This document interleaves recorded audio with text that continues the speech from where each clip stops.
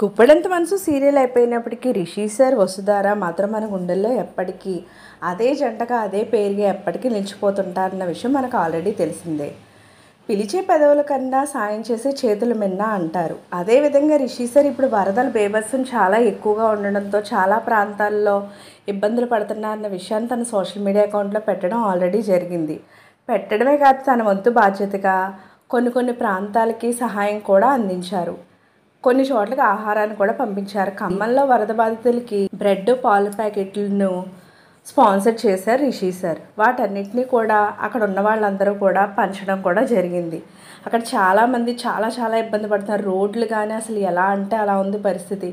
వాళ్ళందరికీ కూడా ఇలా ఆహారాన్ని సప్లై చేయాలనే మంచి ఆలోచన రిషి సార్కి వచ్చింది. ఎందుకంటే ఇలాంటి టైంలో ఖచ్చితంగా హెల్ప్ అనేది చాలా అవసరం. చెప్పడం ఎవరైనా చెప్తారు, ఇలా సాయం చేయాలి అలా సాయం, కానీ చేయడం గొప్ప. అలాంటి మంచి పని చేశారు రిషి సార్. సోషల్ మీడియాలో కూడా రిషి సార్ చాలా మంచి పని చేశారు, మీకు చాముండేశ్వరీదేవి ఆశీస్సులు ఎప్పటికీ ఉంటాయంటూ ఫ్యాన్స్ అందరూ కూడా ఫొటోస్, వీడియోస్ సోషల్ మీడియాలో వైరల్ అవుతున్నాయి.